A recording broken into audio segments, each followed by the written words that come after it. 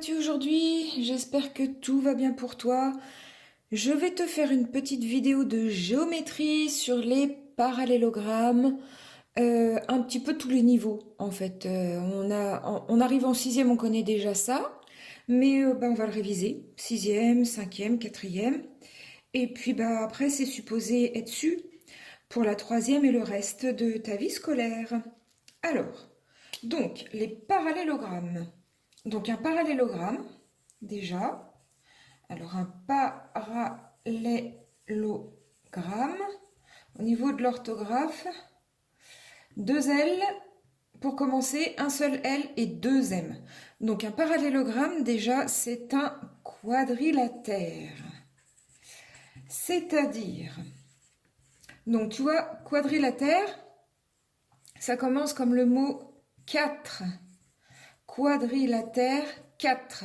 Ça veut dire que c'est une figure qui a 4 côtés. 1, 2, 3 et 4. D'accord?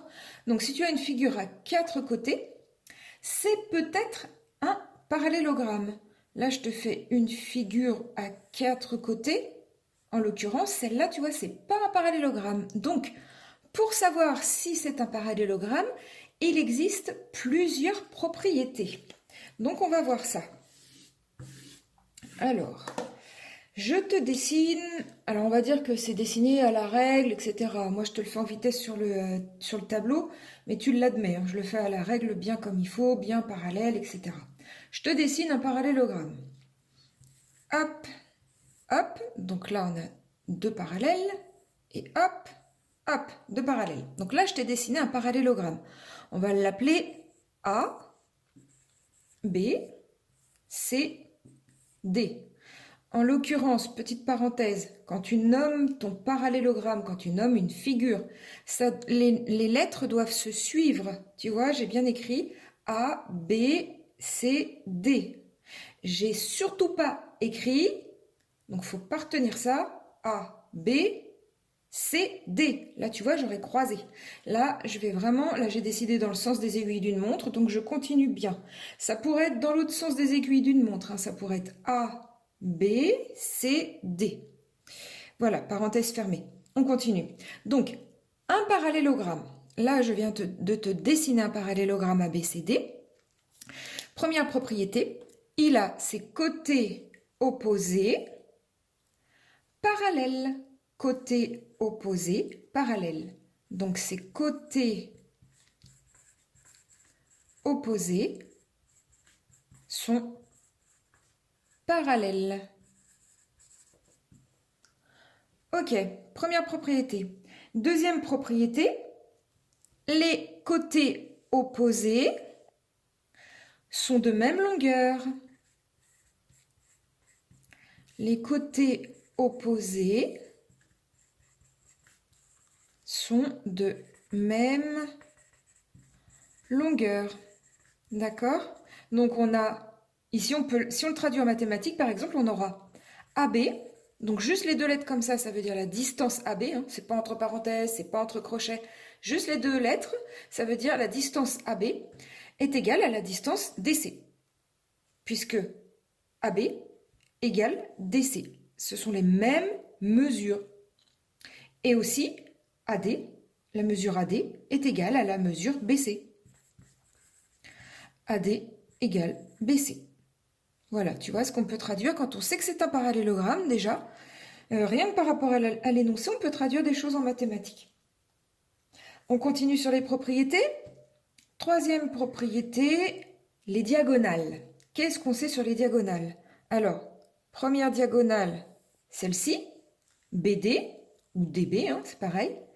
Et celle-ci, AC. Eh bien, elles se coupent en leur milieu, c'est-à-dire que le point d'intersection des deux diagonales de ce parallélogramme vont se couper en leur milieu. C'est-à-dire que je vais faire, attends, je vais te montrer, hop. Ici, je vais mettre un petit trait et ici, un petit trait. Ça veut dire que cette distance-là, c'est la même que cette distance-là. Donc, ici, on est bien au milieu. Ici, je mets deux petits traits, je fais la différence entre un petit trait ici et deux petits traits parce que c'est pas la même mesure là, hein. Cette distance-là n'est pas la même que celle-ci, ok? Par contre, celle-ci, c'est la même distance que celle-ci. Donc ici, on est bien au milieu. Donc, troisième propriété, les diagonales se coupent en leur milieu. Voilà, des choses que tu sais en mathématiques. Ensuite, les angles opposés sont de même mesure. Alors, je vais te faire ça, j'ai pas d'autre couleur là. Alors, les angles opposés sont de même mesure. Les angles opposés, donc on va se concentrer. Donc les angles opposés, donc on a celui-ci et celui-ci. Ils seront de même mesure. Donc là, on aura l'angle, je vais nommer A, B, C. A, B, C égale l'angle ADC. ADC. D'accord? Donc, je t'écris quand même la propriété.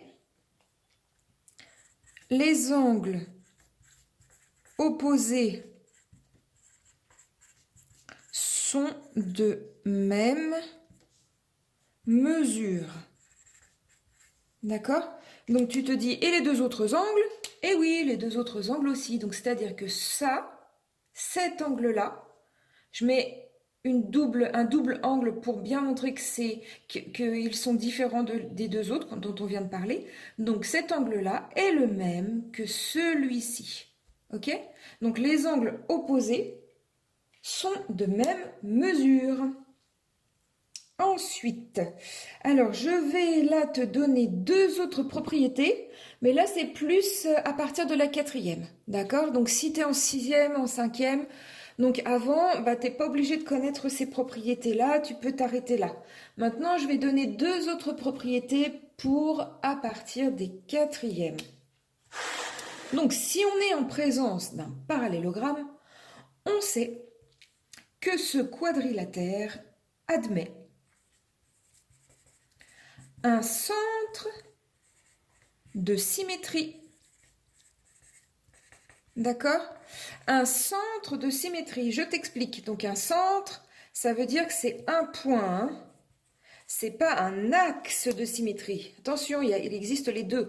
Le centre de symétrie et l'axe de symétrie. L'axe de symétrie, c'est une droite. Là, on n'en parle pas. Juste ce parallélogramme-là, on n'en parle pas, il n'existe pas sur ce parallélogramme-là que je te montre. Par contre, il existe un centre de symétrie et il se trouve que c'est lui, c'est le point d'intersection des deux diagonales. C'est le centre de symétrie. À partir de ce point, tu as toutes les symétries qui existent par rapport à ce point. Ok? Et maintenant, autre propriété à partir de la quatrième, deux angles consécutifs. Alors, consécutifs, ça veut dire qu'ils sont côte à côte. Je vais te montrer ça après.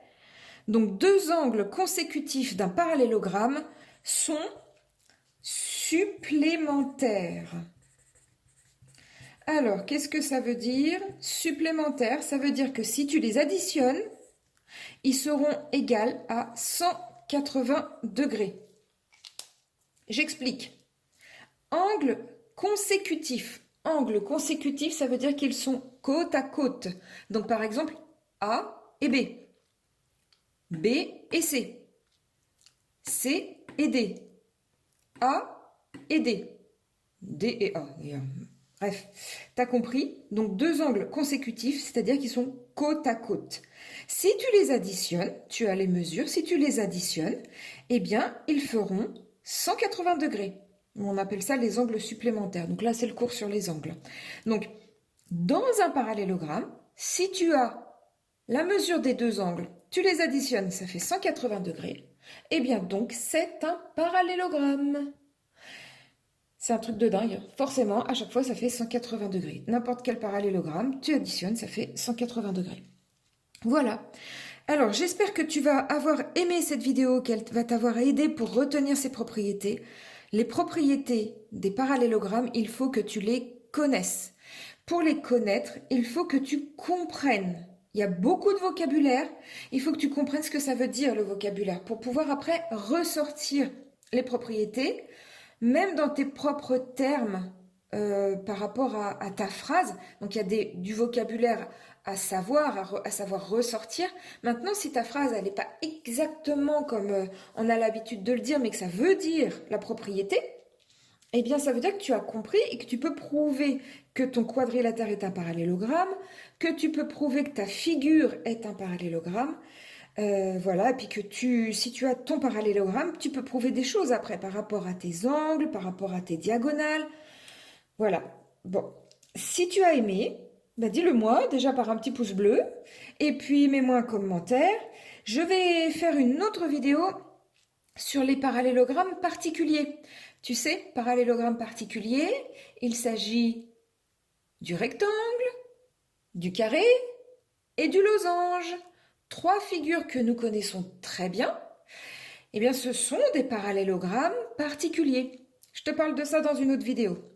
Salut, porte-toi bien, à bientôt.